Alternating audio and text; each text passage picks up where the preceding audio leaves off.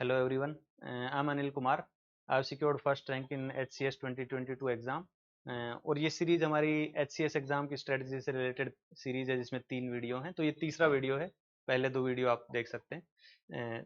तीसरा जो वीडियो है ये ऑप्शनल से रिलेटेड है। मैथमेटिक्स मेरा ऑप्शनल था, तो ये वीडियो उसी के बारे में है। तो मैथमेटिक्स ऑप्शनल के लिए जहाँ तक सोर्सेज की अगर मैं बात करना चाहूँ तो सोर्सेज में जो मेरा जो पर्सनली जो बेस सोर्स रहा वो IMS का मटेरियल रहा। IMS कोचिंग इंस्टीट्यूट है तो उनका मटेरियल आता है, तो मेरा सोर्स वही रहा। उसी से किया मैंने।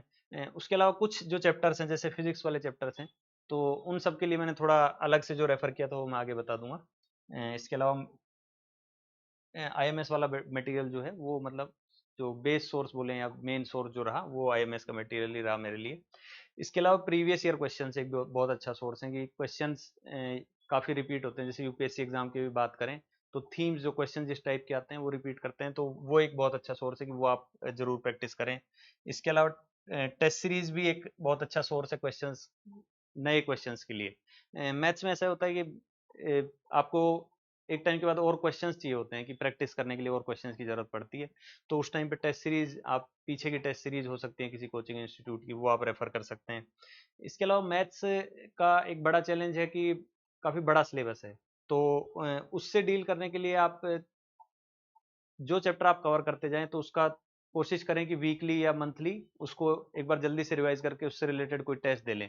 मतलब जो चैप्टर आप कर चुके हैं उनसे बहुत लंबा टाइम ऐसा नहीं हो कि आप उस चैप्टर से को किया ही नहीं है, उससे रिलेटेड क्वेश्चन उसके उस चैप्टर क्वेश्चन किए नहीं है।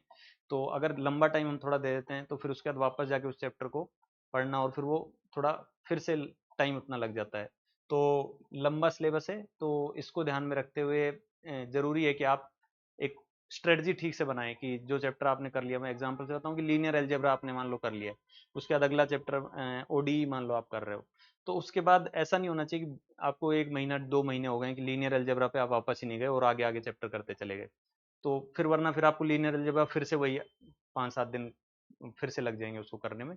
तो जो चैप्टर आप कवर कर लें उसको कोशिश करें कि उसके क्वेश्चंस फ्रीक्वेंट टाइम पे हफ्ते में एक बार की जो चैप्टर कर चुके हैं उनको एक बार जल्दी से उनका फॉर्मूले वगैरह देख के फिर से कोई टेस्ट दे सकते हैं या क्वेश्चन उनके प्रैक्टिस कर सकते हैं। तो ये बहुत ज़रूरी है लंबे सिलेबस से डील करने में। और मैथ्स के जैसे कुछ चैप्टर्स हैं जो थोड़े डिफिकल्ट चैप्टर्स माने जाते हैं, और जैसे फिजिक्स वाले चैप्टर्स हैं, तो फिजिक्स वाले चैप्टर्स के लिए मैंने पर्सनली मैथोक्रेट करके यूट्यूब चैनल है शिवराज गुज्जर सर का, तो वहीं से मैंने फिजिक्स वाले चैप्टर जो किए थे स्टैटिक्स डायनेमिक्स और मैकेनिक्स फ्लूइड डायनेमिक्स वाला जो चैप्टर है वो मैंने इनके चैनल से किए, तो बहुत अच्छे से किए हुए हैं उन्होंने, कवर किए हैं अपने चैनल पे। और टेस्ट सीरीज भी जो मैंने की थी वो मैथोक्रेट से ही की थी। तो मैथोक्रेट वाले सर के साथ जो मेरा एक्सपीरियंस रहा काफ़ी अच्छा रहा, और जो उन्होंने टेस्ट सीरीज में जो फीडबैक दिए वो भी टाइमली फीडबैक दिया, और जो पढ़ाने का तरीका है और वो सब मुझे काफ़ी मतलब अच्छा लगा। तो मैथोक्रेट से मैंने ये जो फिजिक्स वाले चैप्टर्स हैं ये भी मैथोक्रेट वाले चैनल पे उन्होंने करवाए कवर करवाए हुए हैं ठीक से। और इसके अलावा जो मॉडर्न अलजेब्रा वाला है और इसके अलावा रियल एनालिसिस है, तो वो सब चैप्टर्स भी इन्होंने अपने चैनल पे कवर करवाए हुए हैं, तो आप उससे देख सकते हो। IMS वाला मटेरियल है, इसके अलावा इनसे देख सकते हो। इसके अलावा सर से अभी मैं मिला था तो शिवराज गुर्जर सर ने बताया कि इनका मटेरियल भी आ रहा है, तो वो भी आप देख सकते हो कि मटेरियल अगर आप वो रेफर करना चाहें तो। और कोचिंग के लिए भी जाना चाहें तो कोचिंग भी अभी कोचिंग जैसे मैं अपना एक्सपीरियंस बताना चाहता हूँ इसमें कि मैंने मैथ्स ऑप्शनल की जो कोचिंग की थी तो IMS से की थी, लेकिन वहाँ अच्छा एक्सपीरियंस नहीं रहा, जो उन्होंने कमिटमेंट्स किए वो उन्होंने पूरे नहीं किए। जितने टाइम में बोला इतने टाइम में सिलेबस कवर हो जाएगा वो उन्होंने नहीं किया, और उसके अलावा काफ़ी जो मुश्किल वाले चैप्टर हैं वो कवर भी नहीं कराए, तो इसलिए मेरा एक्सपीरियंस वहाँ अच्छा नहीं रहा। और मैथोक्रेट वाला उन्होंने ऑप्शन लाइन अपना सेंटर भी खोल लिया अब तो अगर आप कोचिंग के लिए जाना चाह रहे हैं कोचिंग के लिए या फिर टेस्ट सीरीज के लिए, तो मेरे रिकमेंडेशन रहेगी कि मैथोक्रेट से आप करें, क्योंकि मेरा पर्सनल उनसे काफ़ी अच्छा एक्सपीरियंस रहा है, और अभी उन्होंने ऑफलाइन सेंटर भी अपना खोल लिया है, तो इसके बारे में आप देख सकते हैं।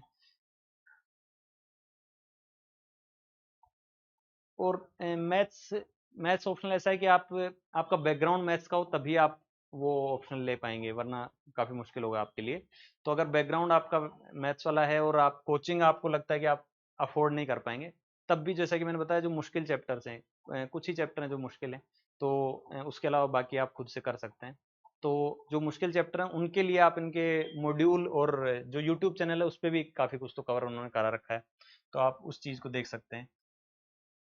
इसके अलावा जैसे मैथ्स में रिवीजन की जहाँ तक बात है, तो उसके लिए ज़रूरी है कि आप जो फॉर्मूला शीट है वो अपनी बना के रखें। जो भी चैप्टर आप कर रहे हैं तो उसके शॉर्ट नोट्स बोलें या फॉर्मूला शीट बोलें, उस फॉर्मूला शीट के साथ साथ आप डिफिकल्ट क्वेश्चंस जो हैं, जो आपके नोट्स में डिफिकल्ट क्वेश्चन है, इसके अलावा अगर आप टेस्ट सीरीज से कोई क्वेश्चन प्रैक्टिस कर रहे हैं, प्रीवियस ईयर क्वेश्चन प्रैक्टिस कर रहे हैं, तो जो भी डिफिकल्ट क्वेश्चंस लगते हैं या फिर आपसे जो गलतियां हो रही हैं किसी क्वेश्चन में, तो वो आप एक अपने नोट्स में इंक्लूड करके रखें कि लास्ट टाइम पे आप वही रिवाइज कर पाएंगे।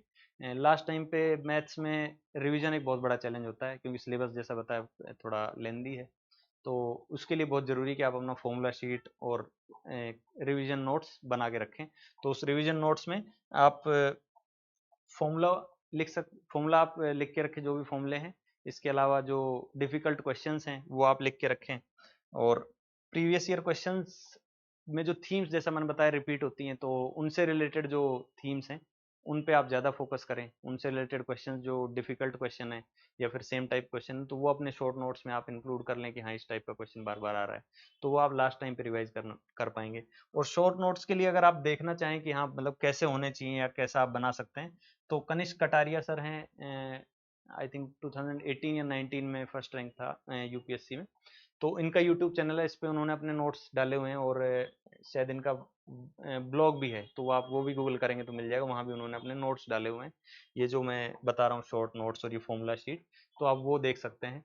तो उसको देख के आप अपना नोट्स और वो सब बना सकते हैं। इसके अलावा कुछ लोगों से बात हुई मेरी कि अभी जो मैथ्स में मेरे 150 मार्क्स आए, और मेरा अटेम्प्ट था लगभग 165 170, और पिछली बार जो एच सी एस 2021 जिसमें मेरा सिलेक्शन हुआ था, ट्रैफिक मैनेजर जो पोस्ट मुझे मिली थी, तो उसमें भी उसके भी मार्क्स अभी आ गए हैं, तो उसके मार्क्स भी मेरे 130 के आसपास मैंने अटेम्प्ट किया था, 130 135, और मेरे 120 मार्क्स हैं, तो मतलब जो मैंने अटेम्प्ट किया वो उसके अकॉर्डिंग काफ़ी हाई मार्क्स हैं। काफ़ी दूसरे लोगों से, कुछ लोगों से मेरी बात भी हुई जिन्होंने अटेम्प्ट मतलब मेरे से ज़्यादा ही अटेम्प्ट किया था, लेकिन मार्क्स उनके मेरे बराबर या कम हैं। तो उसमें मुझे लगता है कि इसका जहाँ तक राइटिंग कि हम आंसर कैसे लिख रहे हैं मैथ्स में लग सकता है कि हाँ मैथ्स में कुछ क्वेश्चन पूछा है तो उसको सॉल्व ही तो करना है, लेकिन मैथ्स में भी आप प्रेजेंट अपने आंसर को ठीक से कर सकते हैं। कि जैसे मैथ्स में एग्जांपल से बताएं कि कोई क्वेश्चन दिया हो तो आप उसमें मेंशन करें, जैसे स्टैंडर्ड बुक्स में लिखा होता है कि गिवन दैट, इस क्वेश्चन में हमें ये दिया हुआ है, टू प्रूव दिस। उसके बाद फिर हम स्टेप वाइज आगे चलें कि हाँ एक स्टेज पे अगर हम पहुंच गए तो फिर उसके बाद हैंस दिस गिवन दैट, ये सब चीजें आप थोड़ा कि आंसर उसको भी पढ़े मैथ्स वाले आंसर को, तो फ्लो वाली फीलिंग आए। मुझे लगता है उसका बड़ा रोल रहा है, जो मैं बता रहा हूँ कि मेरे जो अटेम्प्ट किया उसके हिसाब से काफ़ी ज़्यादा मार्क्स हैं, काफ़ी ठीक मार्क्स हैं उस हिसाब से। तो उसका बहुत इंपॉर्टेंट रोल है। जो भी फॉर्मूले आप यूज़ कर रहे हैं तो उसको ब्रैकेट में आगे मेंशन करें कि ये फॉर्मूला मैंने इस स्टेप में ये यूज़ किया है। जैसा स्टैंडर्ड बुक्स में हम पढ़ते हैं, स्टैंडर्ड बुक्स में जैसे सॉल्यूशन दिया होता है, तो कोशिश करें कि वैसा ही सॉल्यूशन हम एक्चुअल एग्जाम में लिखें। तो उसका बहुत इंपॉर्टेंट रोल है। जैसा मैंने बताया, कुछ लोग हैं जिनसे मेरी बात हुई है तो उन्होंने मेरे से अटेम्प्ट ज़्यादा किया था, लेकिन एक्चुअल उनके मार्क्स कम हैं। तो उसमें मुझे लगता है इसका रोल रहा होगा, और हो सकता है थोड़ा कैलकुलेशन मिस्टेक का रहा हो। तो कैलकुलेशन मिस्टेक आप देखें कि ये प्रैक्टिस से आपको समझ आएगा। जैसे एग्जांपल से मैं बताना चाहूँ कि इंटीग्रेशन बाय पार्ट्स, अगर हम इंटीग्रेशन कर रहे हैं तो इंटीग्रेशन बाय पार्ट्स से उसमें साइन की गड़बड़ हो जाती है काफ़ी बार। तो आप उसको पहचान ले, जब प्रैक्टिस करेंगे तो आपको पता चल जाएगा कि इसमें मेरे से प्लस माइनस की कुछ गड़बड़ होती है। तो वो जब एक्चुअल एग्जाम में ऐसा आता है कि आप ऐसा इंटीग्रेशन कर रहे हैं, तो उस टाइम थोड़ा सा एक्स्ट्रा कॉन्शियस हो जाए कि यहाँ मेरे से गलती होती है, तो थोड़ा ध्यान रखें उस चीज़ का। तो प्रैक्टिस से आपको समझ आएगा कि कौन से मिस्टेक प्रोन एरियाज हैं कि यहाँ से मेरे से थोड़ी गलती हो जाती है, तो उसका ध्यान रखें। और मैथ्स में तो प्रैक्टिस ही सब कुछ है, इतना बड़ा सिलेबस है, तो आप प्रैक्टिस अगर नहीं करेंगे, मैथ्स ऐसा सब्जेक्ट नहीं है आप बैठ के पढ़ लें और फिर उससे कि हाँ भाई मैंने देख लिया ऐसा सॉल्यूशन होता है। प्रैक्टिस आपको देना पड़ेगा। और सिलेबस लेंदी है, तो इसका एक ये भी चैलेंज है कि आपका जो दूसरे सब्जेक्ट है, जीएस है या फिर हिंदी इंग्लिश है, तो मेंस के लिए, तो वो उनकी प्रिपरेशन कंपैरेटिवली थोड़ा आप टाइम कम दे पाते हो। जैसे मैं अपने ही एग्जांपल से बताऊं कि प्री और मेंस के बीच का जो टाइम है, तो उसमें अगर मैं दिन में 10-12 घंटे पढ़ रहा था, तो मुझे लगता है 50-60% टाइम मैं मैथ्स को ही दे रहा था।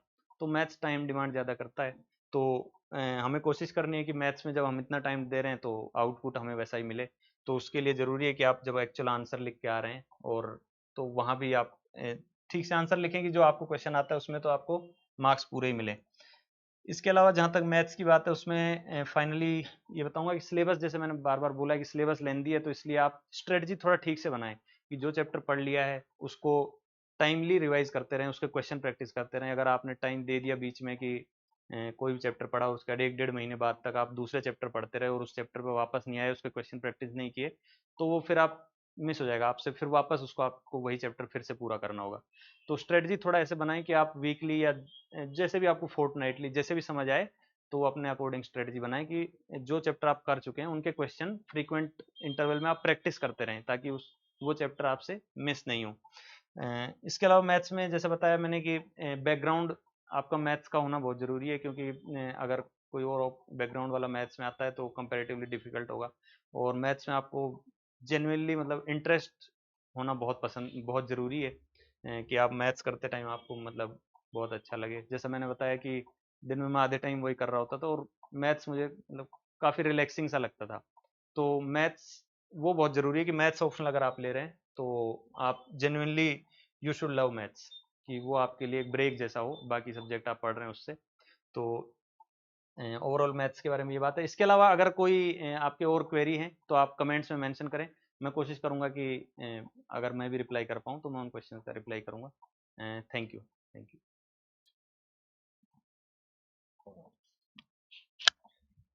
हेलो। ओके, तो ये हमारी 3 वीडियोस की सीरीज थी, तो उसका लास्ट वीडियो था। So on the behalf of everyone I want to thank Anil. Anil, thank you for joining. And इसके बाद क्योंकि एचसीएस 2024 भी आने वाला है, कई बार काफ़ी क्वेरीज रहती हैं, तो मोस्ट ऑफ द टाइम मैं ऐसे मौकों पे थोड़ी सी वो Q&A सेशन टाइप का रखता हूँ। तो अब क्योंकि अनिल यही हैं, तो we will try to do it together, ताकि और भी बेटर पर्सपेक्टिव आपको मिल सके। ठीक है, so thank you for watching and good bye, take care, जय हिंद।